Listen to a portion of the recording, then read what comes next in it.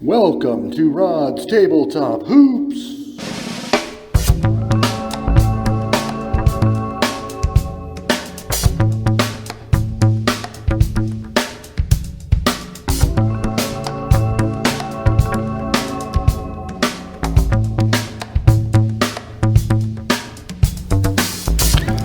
Welcome to Rod's Tabletop Hoops. This is the fifth installment in my boxed games series featuring classic and or vintage and or current tabletop basketball games that not too many people own anymore because they're 35 to 55 years old. This particular game has a funny name. It's NBPBA basketball game, or National Basketball Association Players Association game, but it is more commonly referred to as Statis Pro Basketball. This is about the first edition from roughly 1973. And as I've said before, this series represents what do the boxes look like. This game box in kind of an orangish color and a flow of the players from left to right, slowly sinking into a basket, is a fantastic box. It's just also it's one of the few boxes that actually has the representation of the Players Association, so you can see from left to right. Let me bring it in close.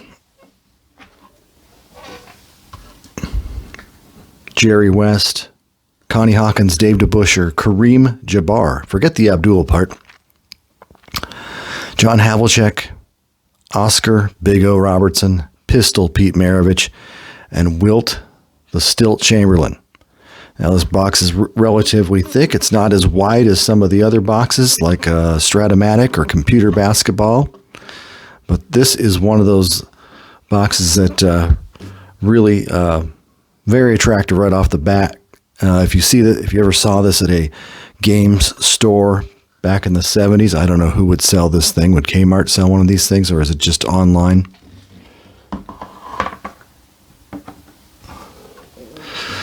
Most would say that this is a very attractive game box, and that'll really get you wanting to try something out, because the 1970s NBA had some tremendous players and some titanic matchups.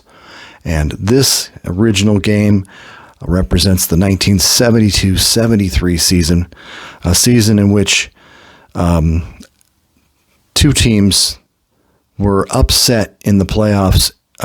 You would not have expected, well, let's say we'd expect the Los Angeles Lakers to go to the NBA Finals in 1972-73, as they were the defending champions. And they have, of course, Jerry West over there and Wilt Chamberlain in his final season. One of the best 36-year-old centers you'll ever see. But anyhow, the Lakers did make it to the finals, but the defending champions from 2 years ago, the Milwaukee Bucks, they had Kareem Abdul-Jabbar and Oscar Robertson, of course, both pictured right there, and they were upset in the playoffs by, of all teams, the Golden State Warriors in 72-73. And the other team that should have probably made the finals were the John Havlicek-led Boston Celtics. He took the Celtics to 68 wins, which historically is one of the best records ever. But unfortunately, Havlicek himself suffered a shoulder injury and was having trouble shooting the ball, could hardly play. And the Celtics were overtaken by the New York Knicks. Of course, the Knicks are no slouches. They had won the NBA title in 1970. And of course, this season they repeated as NBA champions in 1973 with what has become a Hall of Fame lineup with Walt Frazier, Earl Monroe, Walt Willis Reed, Bill Bradley, and Dave DeBuscher. So a fascinating season because it's kind of the culmination of a lot of different great teams that had won in 70, 71, and 72.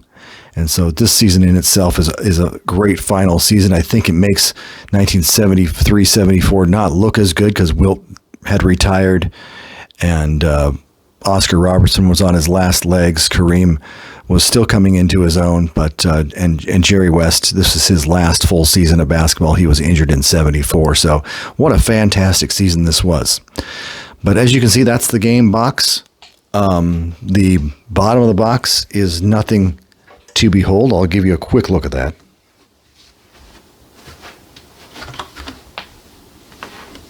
Just your standard game box. You can see it's got some depth in it. But this box, I mean, the bottom of this box is in better shape than the top of the box. Obviously, it gets a little more protection because it gets enclosed, but there's literally no damage on this box. So it's in great shape.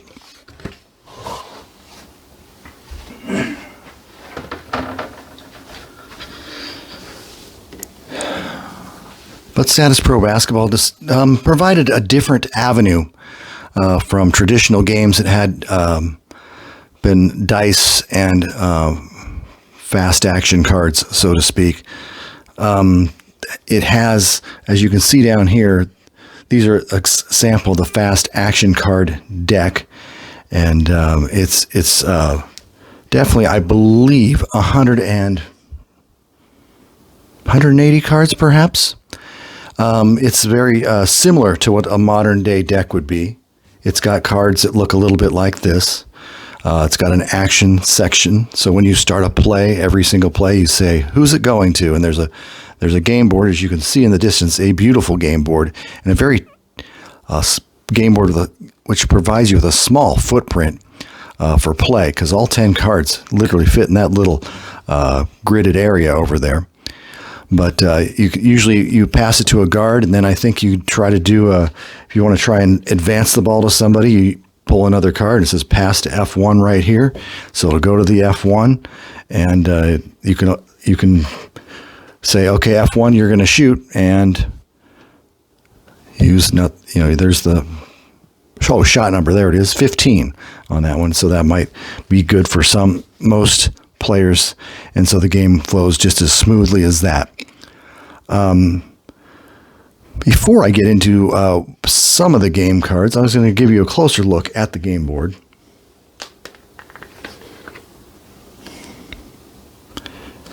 As I said, your 5 positions are clearly marked. This thing is pretty durable as far as cardboard goes. It's as strong as a typical Statis Pro game for their baseball, their basketball ones that come later on.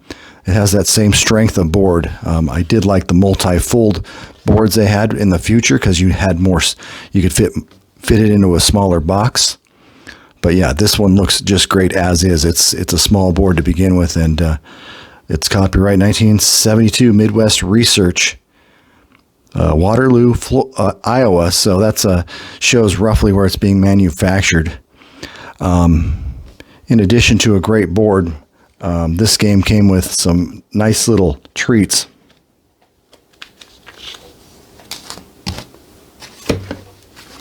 Including a tabloid. It's the Statis Pro 1974 official NBA game is fast, real court action occurs. That's a very awkward headline. I do have a journalism degree and did write for a newspaper, 2 different newspapers over 5 years, and that is a 3-deck headline that's very awkward. Let me try that again. 1974 official NBA game is fast. Real court action occurs. Okay, maybe you put a semicolon. I don't know what you're going to do to make that headline work, but based on the 72-73 season.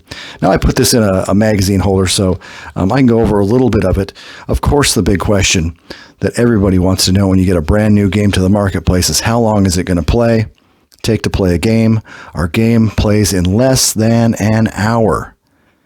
If you keep only points and rebound data, you can play the game in about 45 minutes. So they're telling us that this game just flies through. Well, I did play a game of this, and it took a bit more than an hour, even though the game flow was reasonably good. The game gets kind of, in a nutshell, we'll get into it a little bit later, but the game in a nutshell, there are fast action cards which have you remove players for rest. They try to dictate what players can come in and out of the game, and that takes a little bit of time to make the adjustments and substitutions.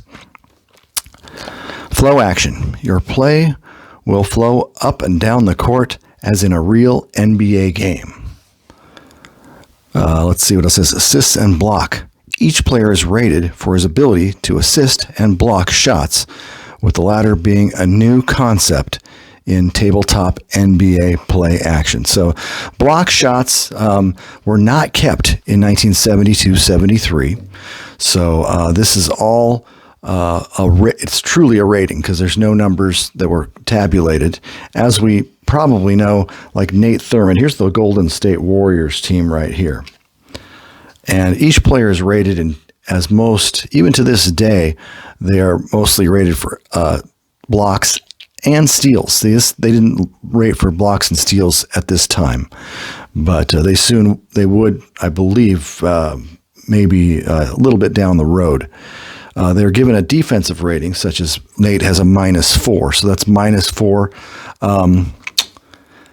I also know that this is like a base 8 game. I'm not a true Statis Pro player, but it goes like 11 to 48 and then 51, I think. It's like 11 to 18 and 21. I think that's how a lot of the numbering system works. I think it's one of the most strange ways and confusing ways to number cards. I mean, why wouldn't you just go numbers 1 through 88 or 1 through 100? I mean, with the random numbers. I'm not exactly sure what makes that so great because it doesn't make any difference, when you're playing it quickly like this. But if you're trying to adjust for a defensive rating of -4, I'll get into that when we get into the gameplay. But it's like to say a guy was a shot of 11 to 52, you either go 50, 51, 48, 47. So you got to take off 4, but it's weird to make the adjustment. But anyway, there's a rebound rating of 17, a personal foul range, and that's an interesting way they had the foul set up.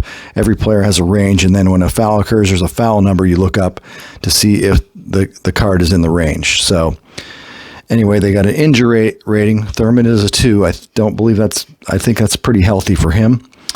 Score, and they put scoring average in games, so you know exactly. At the bottom, they put minutes, and Thurmond went over 3,000, so he was playing a full season, obviously. Assist rating 0. That doesn't mean he's not much of a passer, but that is more of a playmaker rating. If you get the advanced card that actually shows you how to use the assist rating to score a basket, I think you gain 10 points on your shooting. If you're passing to another player, kind of hard to explain, but say Nate Thurmond's 11 to 45, and then you have a decent passer. Let's see. Jim Barnett, I believe, will make, if you say he advanced the ball successfully in an assist manner, he can add 10 points per every number. So he's got a 2.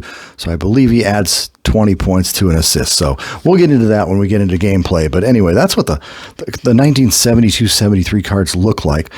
This season I bought in December, I believe, of 2020, also came with the 1975-76 cards, and they look remarkably different.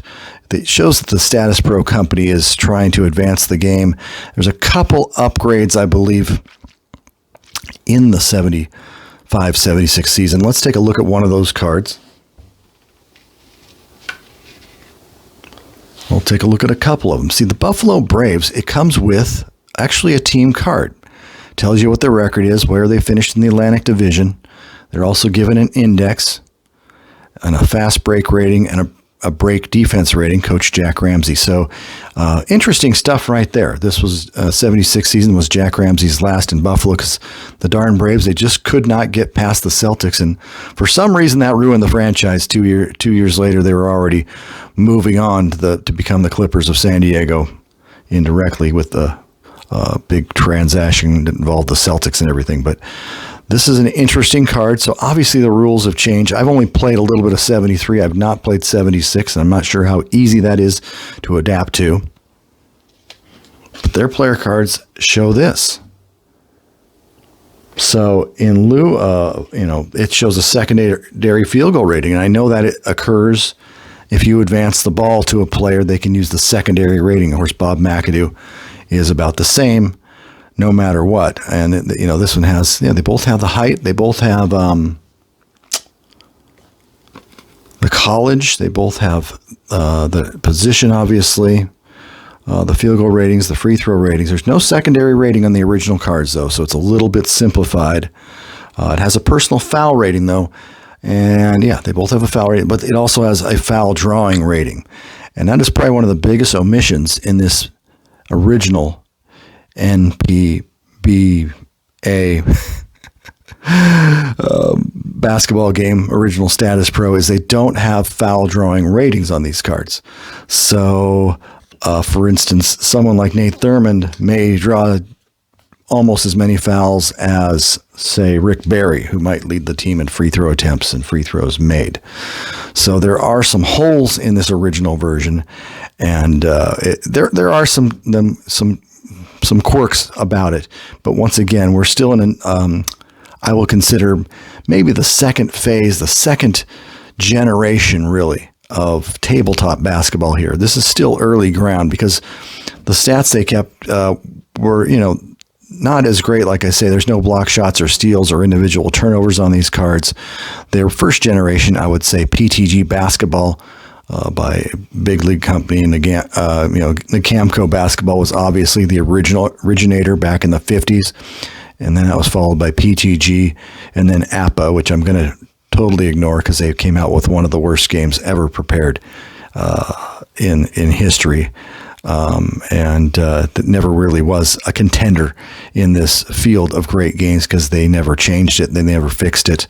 Well, let's say never say never. They came out with APA 2, but it was APA too late, in my opinion. So anyway, this is a real advancement here because you have the cards that actually have a bunch of ratings on them. There is a difference in game design. The fast action card they've got for these is quite advanced. This is the year before Fast Break Pro Basketball by Jim Mickey, and that game takes about 3 or 4 steps ahead of Statis Pro Basketball. And of course, that's a little bit of an opinion, but I'm just talking about the early Statis Pro. I'm not talking about the Statis Pro that has it's the homebrewed Statis Pro that can't come back since about the year 2000 and sets seasons of cards and gameplay is entirely been upgraded, where people still really truly love this game in the current years. They're still making current seasons, and I'm sure they're having a lot of fun. But anyway, let me set up the game board and we'll take a look at exactly what a game setup may look like of NBPA basketball or Statis Pro, classic Statis Pro basketball.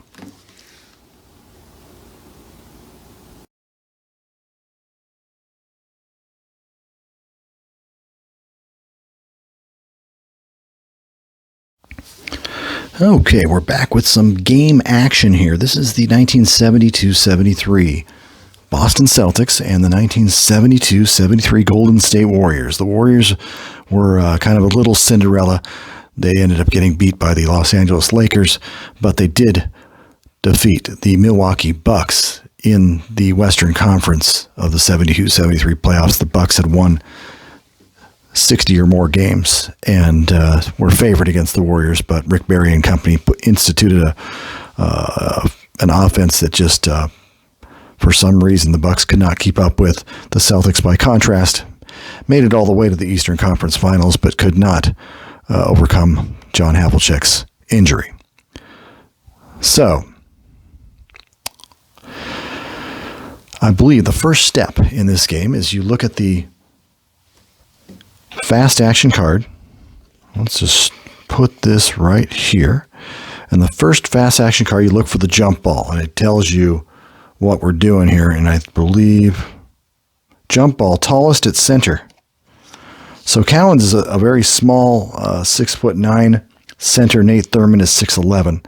So that means that Nate Thurmond would get the jump ball there. That's a pretty nice design. Jump balls are very interesting. They actually occurred at the end of every quarter, in addition to the start of the game. So there's a few more jump balls in the past, and that's an important factor. It can make the difference in a tight game, a playoff game, a tournament game. So looks like Nate Thurmond gets the tap, and we'll see what happens with the Warriors. This little blue ball marker came with my game, so I'm assuming it might be an original one. Who knows? So I believe you select an action card, and it is pass to G2, which is Jim Barnett in this case. And then I believe you can choose to either shoot, he's 11 to 46, or you can try to advance the ball for a potential assist, as Jim Barnett is a 2 assist rating. So let's try to advance the ball, see what happens there. And let's see, advance, pass to center. And that'll mean Nate Thurmond gets the ball. And I can't tell you if it means you get to utilize Jim Barnett's passing rating. Let me look that up.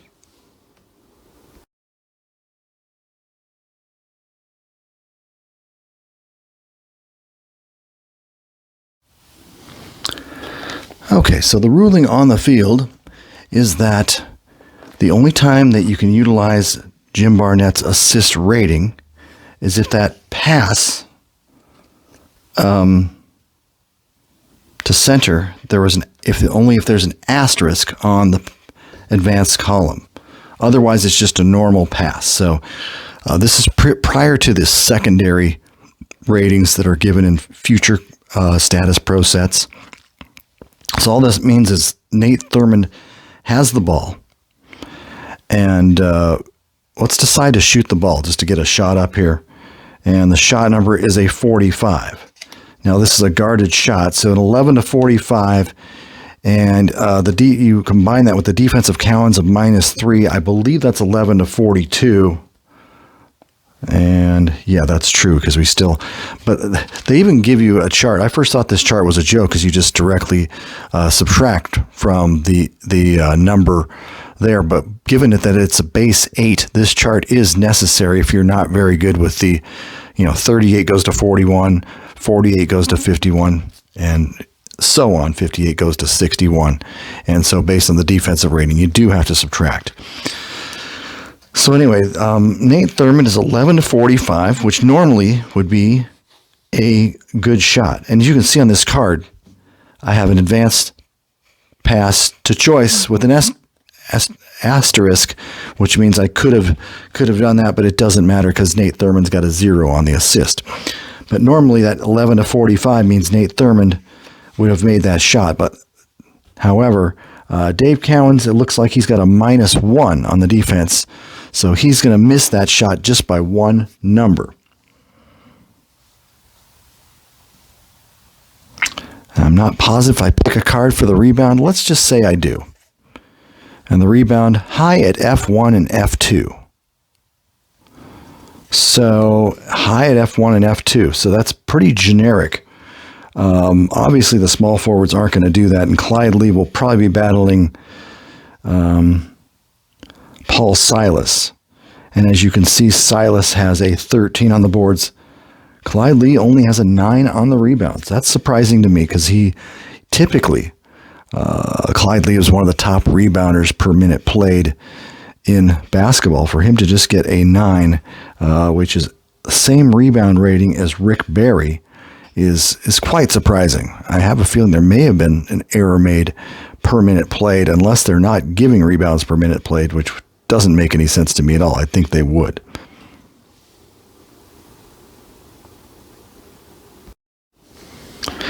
All right, I was just checking the numbers on Clyde Lee, and sure enough, he averaged 9.1 rebounds per 22 minutes, but they did not prorate that rebound rating per 48 or per 40 or per 36, and therefore, like Nate Thurmond, he got as a rebound rating of 17, and they only gave him,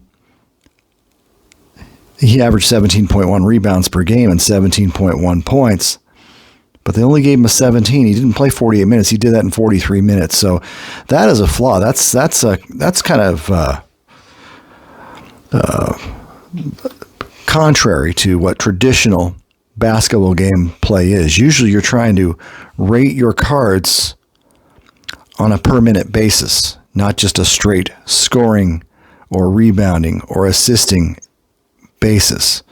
So that could hurt some players, say coming off the bench. I mean, I don't know what Art Williams is on assists. He's typically a great assist man for Boston on the bench.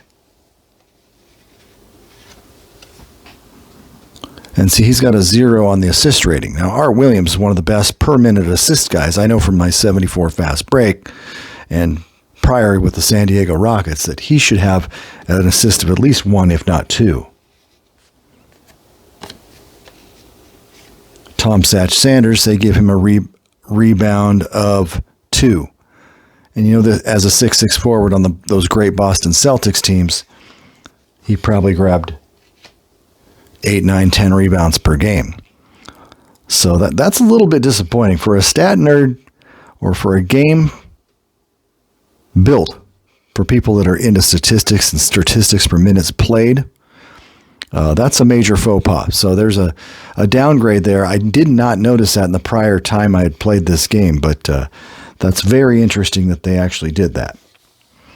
So Paul Silas is going to grab the rebound in this case, even though Clyde Lee, let's see, Silas, I'm going to guess is off the top of my head, probably a 16, 17 rebound per minute, per 48 minutes. Clyde Lee's probably closer to 19, 20 rebounds per minute played. That should be a Clyde Lee rebound.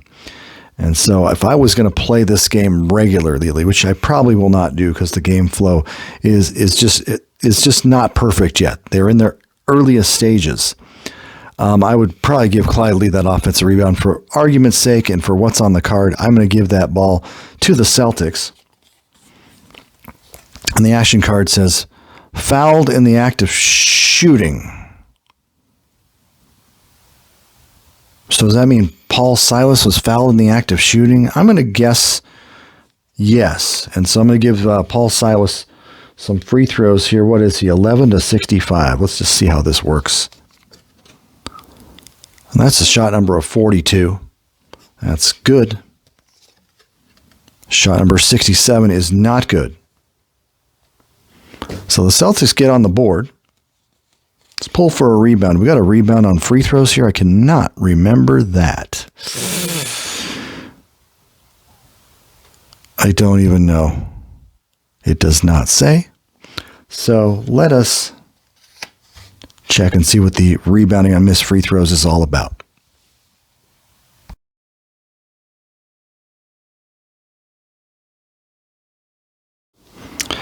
All right, I did not find a lot of information regarding a rebound off of a missed free throw. So we're going to give the ball to the Celtics, and it's going to be in Cowan's hands. I'm not going to allow him to shoot on that. So another action card will be drawn. And what do we have here? Pass to G2. We're going to go to Chaney. Chaney with the ball. Let's see. Let's have him advance the ball. Let's advance. Pass to F2. That's Paul Silas. I think Paul, pretty decent shooting here. Let's go up. Shot number 36 on that card, and that's good. Celtics 3-0. Action card. Pass to F2. That's going to be Clyde Lee, not really an offensive threat. Advance the ball. LBF. Loose ball foul. Defense. So I'm not sure. Is that a loose ball foul on Clyde Lee? Apparently it might be. So let's just call that a turnover, give it to the Celtics. Maybe it says fouled in the act of shooting again. I get this card. It's like, who has the ball? I'm going to say that if Lee fouled Silas, we'll give Silas the ball. In the act of shooting, we'll give Silas 2 shots. And he gets a shot number of 33. That's good. And a shot number of 63, which is also good. So the game is moving actually pretty fast. The cards are making the game move. Can I get a game done in an hour? I'm not sure about that. I'm too new to the game. Let's just do an action card here. Pass to the G2. Jim Barnett. Kind of avoiding Rick Barry at the moment. Let's advance that ball. Advance that ball. Foul defense, okay. Well, Barnett's fouled by Cheney. In 73, there was no one-shot foul, so we'll just kind of start the ball with Barnett, I guess. Let's advance that ball again. Or maybe, is it action? Let's go action. Let's go action. Ball goes to high index team. See, I found deep in the instructions an index sheet.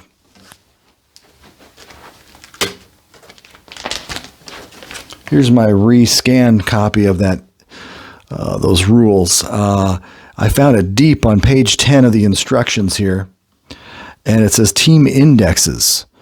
And Boston gets a 17, which is the highest in the league. Lakers 16, Bucks 15, Knicks 14. So apparently that index comes into play on a play of this sort. And the Golden State / San Francisco Warriors have an 11 versus 17 for Boston because they won 68 games. So I'm guessing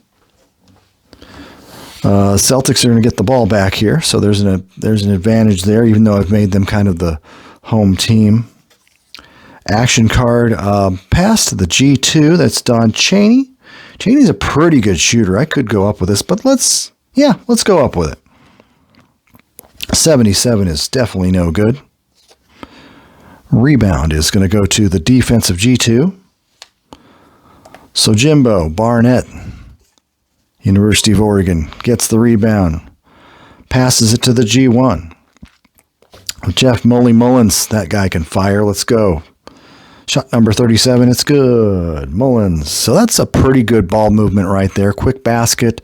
Not positive if I give an assist on that pass. Probably will. But the Warriors are on the board. Action. Fouled in the act of shooting. I don't know who has the ball. I'm having a little trouble with that.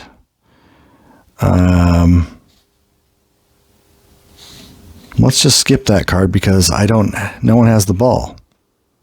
Pass to the center. So we'll go to Cowens. Cowens will advance that ball. He's going to give it off to ball stolen. Stolen by Thurmond. Pass to the G1. Goes to Jeff Mullins. He's going to fire again. 61. Not good. Rebound. Defensive G2 Cheney. A lot of guard rebounds so far.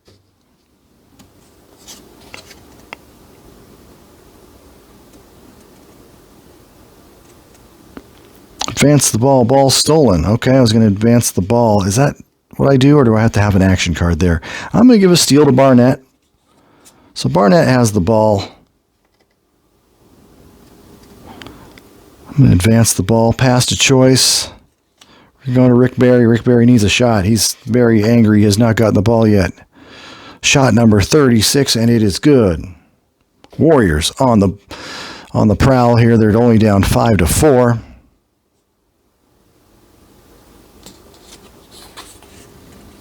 Pass the ball to the G1. JoJo is going to advance the ball. Does he have an assist rating of 2? Yep. Advance. Ball stolen again. Another steal. As I recall in my first game, the advance was just such a risk. You were trying to get that assist rating thing to work, and I don't think I got it to work more than one time the entire game. So Mullins has the ball. He's going to advance the ball. Pass to choice. We're going back to Barry. A lot of pass to choices here. Barry's got himself an 86. That's not going to be good. Rebounded by defensive center Dave Cowens. Going to advance the ball. Ball stolen by Nate Thurmond. Should I be doing an action at the start of that play? I am not sure.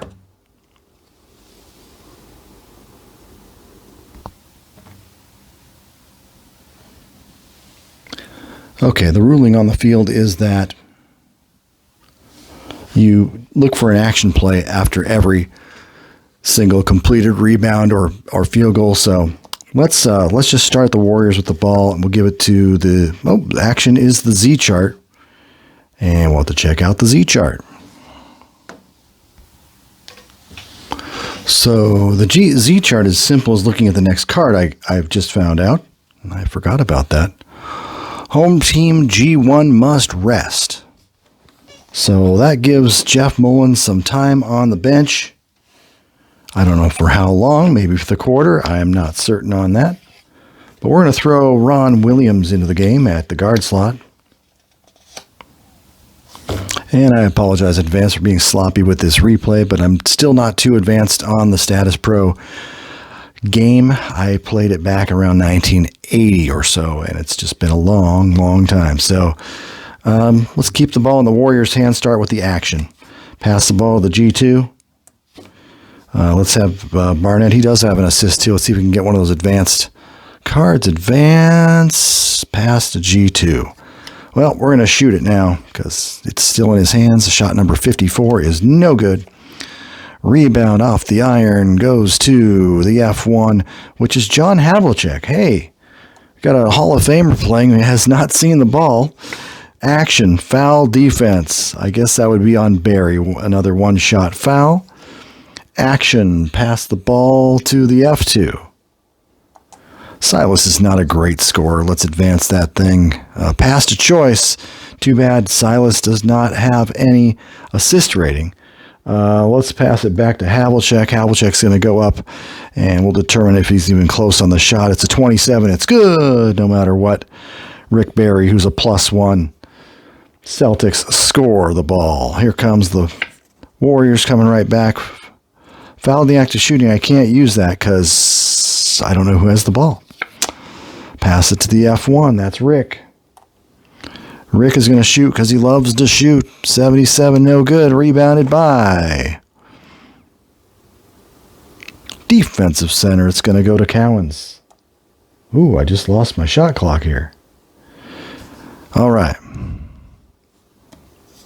My scoreboard, I mean. And so the ball goes to Cowens. Passes it off to the G2, which is Don Chaney. Don's going to advance that ball. Advances to the F2. Silas is going to go up. And the shot number is a 44. That'll be interesting. He's a field goal 46. The defense is a 0, so it is good. 9-4 Boston. Action card. Pass to the G1. Ron Williams. Ron's going to advance that ball. And it's a pass to the G2, which is Jim Barnett. Barnett's going up. Shot number 22 is fantastic. It's good. Warriors only down 9-6. Action. Pass to the F1. Havlicek. Advance the ball. Stolen. Barry. Pass to the G1. Ron Williams. We'll shoot it. 74, no good. Rebound. Defensive F1. Don't see a lot of rebound battles here. There are kind of some automatic rebounds for the most part so far. That's not always the best thing. Action. Pass the ball into Dave Cowens. Cowens going to do a sweeping hook. Shot number 82. It's no good. Rebound. Hyatt center. Cowens versus Thurman. 17-16. Nate grabs that ball, even though those rebound ratings are a little bit off. Advance the ball to the G1. Ron Williams. Ron's going to advance the ball to the G1 himself. Let's advance it one more time, see what we get. Ooh, pass to the F1. Barry, and it has an asterisk. You can see this has an asterisk on it. But once again, Ron Williams, who probably deserves at least a 1 assist, should be giving the ball to Rick Barry. I'm going to give Rick Barry the benefit of an assist 1 just because I'm a little disappointed this game does not hand out those assists at all. 45, you're going to add 10 points for an assist rating of 1. So 46, 47, 48, 51, 52, 53, 54, 55, 56, 57. That's the only way I can do that with a base 8. 57. Shot, 76. Doesn't even matter. Rebound. Offensive center. And when you get an offensive rebound, can you go straight up? I cannot recall if you can. Let's check it out. Well, it looks like he can go up with a shot or advance the ball. So let's go up with a shot for Nate the Great Thurmond. 73 is no good. Rebounded by. Rebound jump. Well, jump ball. It's better do a jump ball. Jump tallest at center. Once again, Nate Thurmond controls the ball. Action. Pass to the G1. Ron Williams. Let's advance that ball. Still G1. We'll shoot it. 18 is good. Warriors trail just by 1 point right now. Action. Pass the ball into Cowens. Cowens can advance that ball. Pass to F2. Paul Silas. He'll shoot it. No good. Rebound. Offensive rebound. G2. That's Don Chaney. Chaney's a gritty player. He's going up. 37. And that's easily good. No matter what, even with the -2 from Barnett. Celtics lead 11-8. Here comes a pass to the G2. Jimbo Barnett. Barnett's going to look to advance the ball, and it's a pass to choice, and here we have a chance. Rick Barry, and it's an assist to Rick Barry's 45 becomes what? I got to look at that advance chart.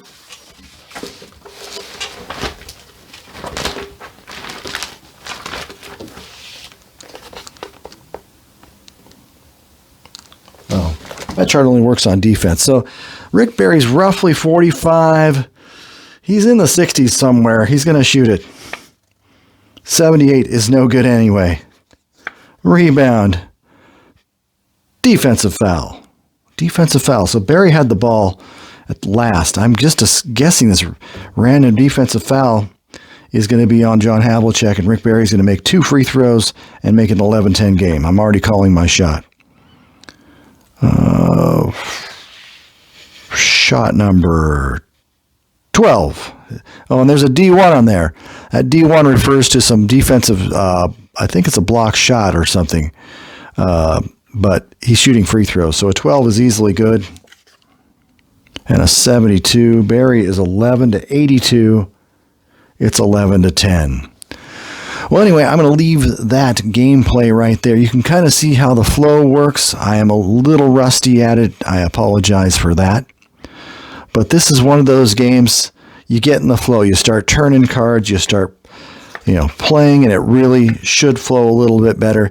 This game's a little bit hampered by that Z chart. I was getting a lot of Z ratings, which puts players on the bench either with fatigue or with a possible injury that you may or not recover from during this game. I'm a little disappointed with the rebound mechanic. But it doesn't appear we have enough rebound battles in this game. Upon second checking it, my first game I didn't even realize that. Obviously, it's not broken down into offensive or defensive rebound battles. The team index rating is interesting to me, and the fact that'll come up once in a while. I don't remember that coming up in the prior game that I had played.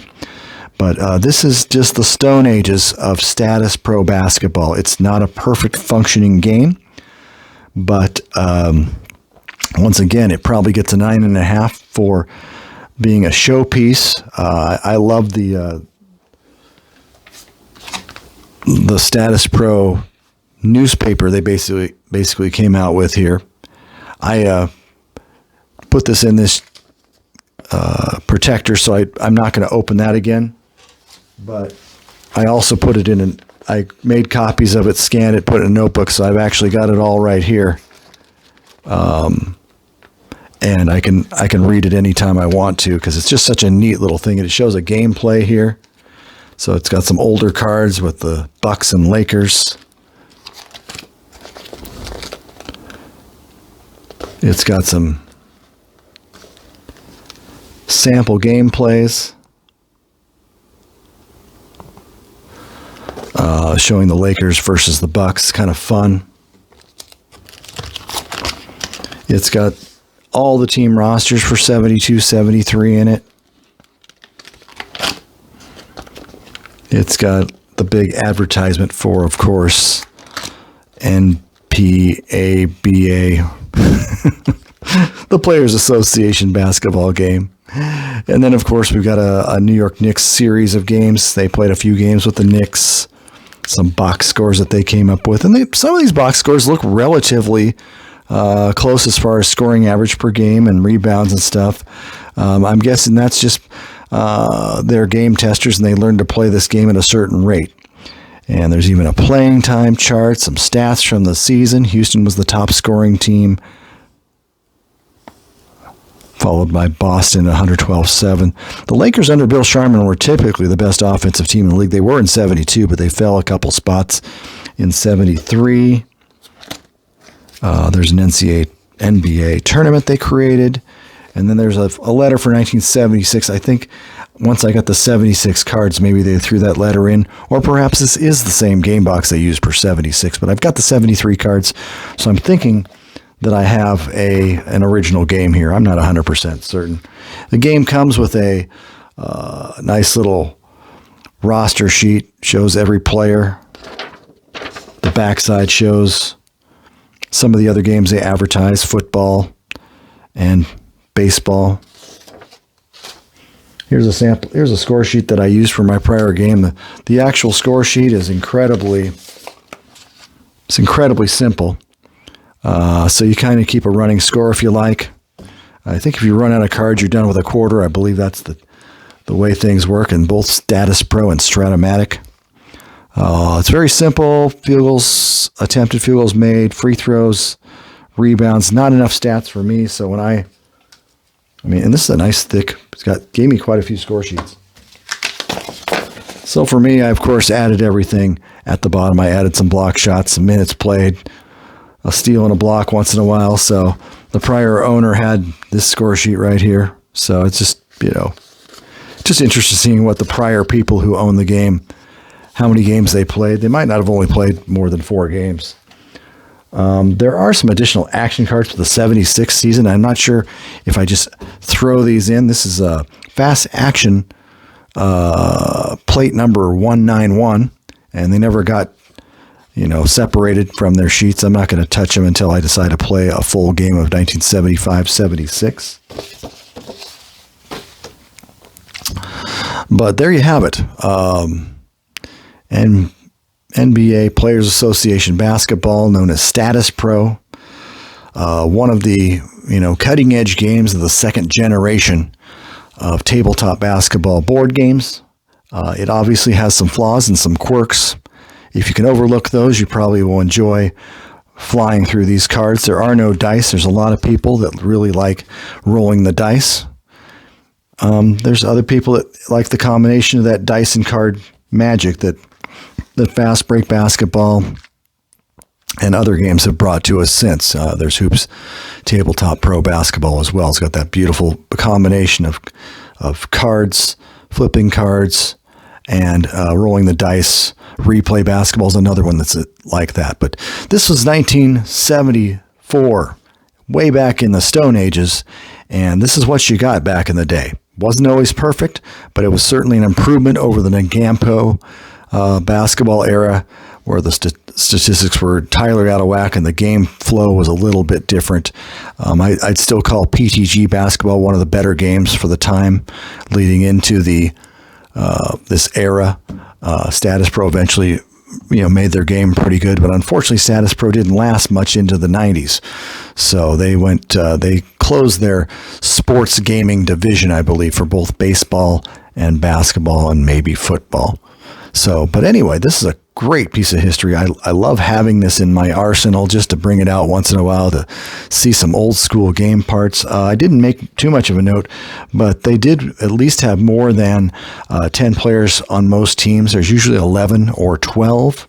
One note that I was going to make, that was a semi-negative. We all know who George Flyswatter Johnson is if you've played any NBA games from the 1970s. They gave him a block rating of 0. And George Flyswatter Johnson, he's like Manute Bol. He's like, Rudy Gobert of shot blocking. I mean, one of those guys who just blocks shot after shot. So, and it also is not rated for steals. And I would have loved to see some steal rating in there because Rick Barry, they gave him plus rating 1 on defense. And he was a steals leader, in 1974, 75, when he averaged almost 3 steals a game. Of course, this is a 73 game, so they never would have known that. But I think the stealing mechanic, I don't think it came until the later 70s, because even my 76 cards don't have a steal number on there. So quite interesting. But they're definitely putting their brains to work here, trying to make a game that'll flow, a game that'll reflect the good teams being good with that team index number. As you saw in those 76 cards, there's that fast break index, defensive indexes, to try to give more of a team factor. I think that's why people like Strat-O-Matic. They have team defensive cards and that type of thing. And sometimes in certain games, when you see this type of game, you definitely need some overall team factors to make separate the good teams from the mediocre teams from the average teams. So anyway, this has been Rod's Tabletop Hoops. Hope you enjoyed the video as part of the Boxed Games series. This Statis Pro, Stone Age Statis Pro is definitely in its infancy, but still you can see the potential here. Anyway, have a good day, everyone. Signing off.